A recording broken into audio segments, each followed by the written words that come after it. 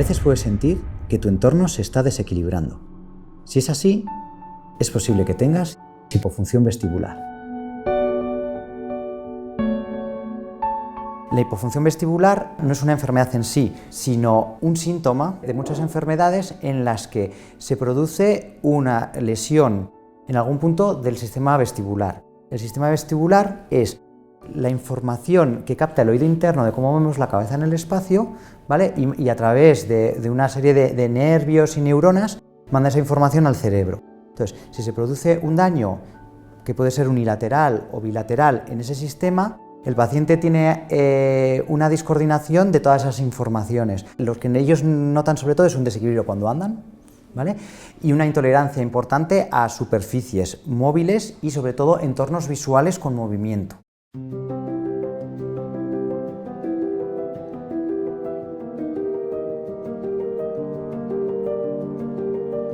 Mi hipofunción empezó poco a poco. Primero empecé a perder el equilibrio cuando iba por la calle, que parecía pues, que andaba como mareada, tenía ruidos acústicos. Luego posteriormente la lengua se me acorchó y se me quedó muy seca la boca. La cara no tenía sensibilidad, perdí la sensibilidad total en la cara cuando me daba la crema. Y por último terminé perdiendo la audición en el lado izquierdo. Entre todo esto pasaron un total de 5 años, hasta que me diagnosticaron realmente lo que yo tenía.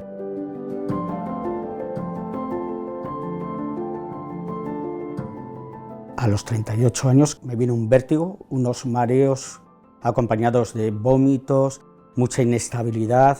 Estábamos de vacaciones y no sabía lo que me pasaba. Me levantaron de la playa y me tuvieron que llevar pues, a urgencias. Y lo que te crees que va a ser pues como 2 semanas, ¿no? Con la medicación se va a quitar, pues ves que después de esas 2 semanas esto no se acaba, por decirlo de alguna manera, ¿no? Para nada esperábamos que fuera algo que iba a ir a más, a más, a más. Yo ya le veía que cada vez era más largo, cada vez podía ir menos a trabajar, una baja, otra baja, bueno, pues venga a ir al médico, venga vértigos, muchas pastillas. Yo ya estaba también un poco desesperada de verle a él, porque al final es una cosa que cuando él se para, me paro yo.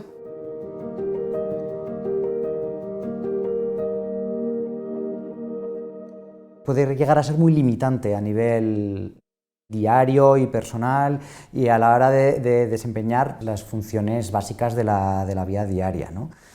Cosas tan simples como subir y bajar escaleras, peor aún escaleras mecánicas.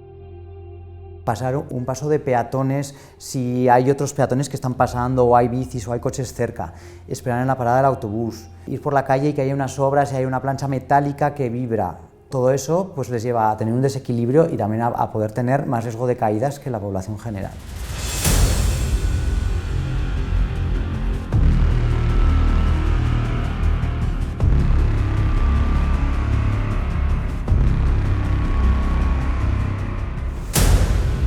Tienes mucho miedo porque, claro, como te falla el equilibrio, tienes miedo a caerte y accidentarte porque no controlas. Ibas caminando por la calle, el ruido ambiental, los movimientos de los coches, la gente, hablando uno alto, tal. Tenía mucho aturdimiento y mucho miedo. Ahora, eso sí, muchas veces le decía a Maya, Maya, agárrame que me caigo, y me caía.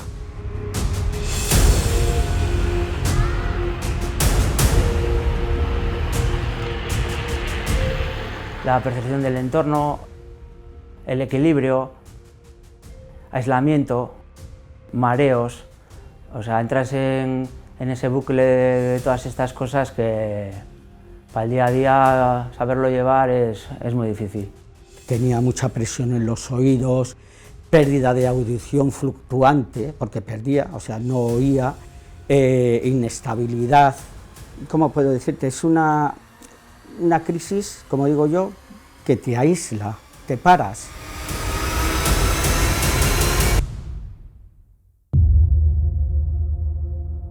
La presentación de la hipofunción vestibular es muy variable dependiendo del paciente.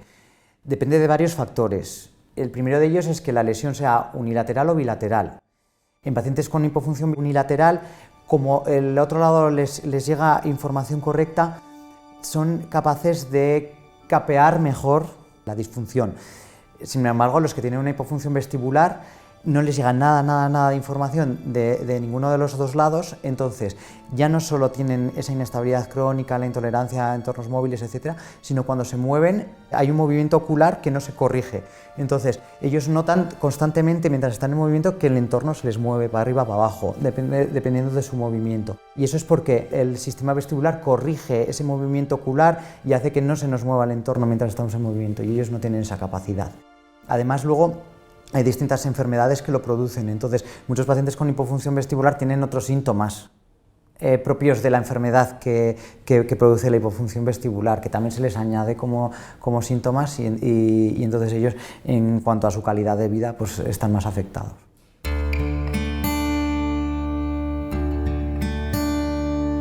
A mí se me diagnosticó, se me dio en la resonancia una laberintitis crónica. Es una parte del oído interno que tengo infartada y eso hace que mi oído no mande bien la información al cerebro, aparte de todos los síntomas que me produce. Me llevaron a urgencias y ahí me diagnosticaron que eran vértigos periféricos.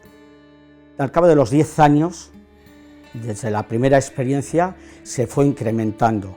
Fueron ya todo un año con una inestabilidad, mareo o borrachera barata que se le llamaban.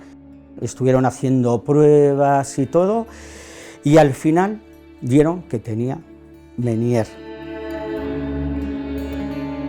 Pues a mí me diagnosticaron un neurinoma del acústico, esvanoma vestibular, pero bueno, luego fue un alivio porque por fin supe lo que realmente tenía y cómo podía actuar. En principio lo que notarían inicialmente sería una inestabilidad o un cuadro vertiginoso. Si es de forma aguda muy brusca, desde luego deberían ir a urgencias para hacer un estudio, porque una de las causas de más riesgo es que sea un ictus. Si la instauración es muy brusca, si la instauración es progresiva, pues debería acudir a su médico y normalmente acaba siendo valorado por otorrinos de la sección de otoneurología, que nos dedicamos más a la patología del sistema vestibular, o si no también a neurólogos, ¿vale? Y luego, dependiendo un poco de dónde veamos que está el origen, pues le llevará más un especialista u otro.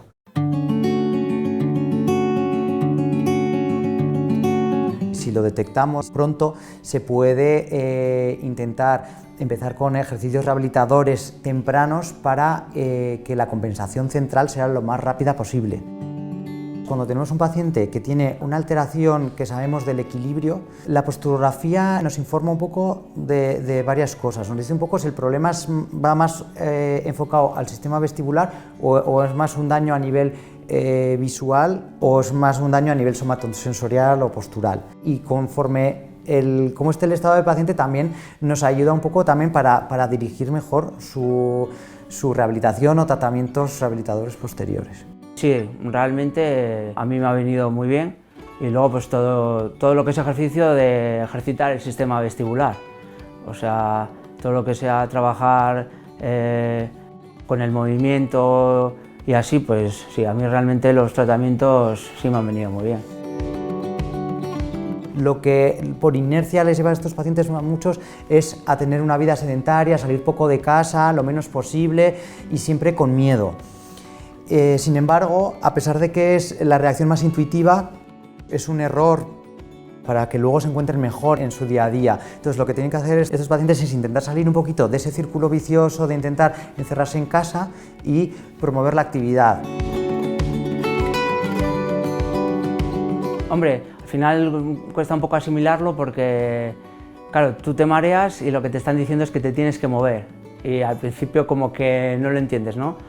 O sea, pero ves que luego realmente con los ejercicios y todo, o sea, vas mejorando. O sea, es todo lo contrario de lo que tú te crees que tienes que hacer. Cuando se te va pasando el vértigo, pues sí que siento que te queda esa inestabilidad y salía con la malla. Y cuántas veces vamos andando por la calle y me mareo, me agarro igual a un árbol y me agarro con la malla. Y bueno, pues chico, hay que tomárselo como viene, ¿no? Como digo yo, a mal tiempo buena cara. Y hay que luchar contra esta enfermedad siendo positivo, ¿no? La labor del acompañante cercano es muy importante, ya solo como apoyo psicológico, pero también para conocer cuáles son las circunstancias en las que el paciente puede tener limitaciones y poderle ayudar. Porque tenía a mi fiel compañera que estaba ahí, se preocupaba, hablaba, yo le contaba lo que me pasaba, porque además ella me decía, cuéntame qué es lo que te pasa. Y gracias a la comunicación, la familia, la esposa, los amigos y tal, que juegan un papel muy importante, o sea, que esos días oscuros que tenemos, pues que se alivie, ¿no? Contándolo a la compañera, a quien sea, o sea, siendo positivo y relajando. Paciencia. Yo como familiar les aconsejo que no presionen al enfermo, que intenten comprenderle, que es muy complicado para ellos también entender lo que tienen. Es una enfermedad que a veces, lo que ha dicho José, da como miedo, porque tengo que salir solo a la calle, y si me caigo, y si me hago daño, y si me pasa cualquier cosa. Entonces eso genera mucha inseguridad. Entonces, bueno, pues intentar comprender al enfermo y acompañarle.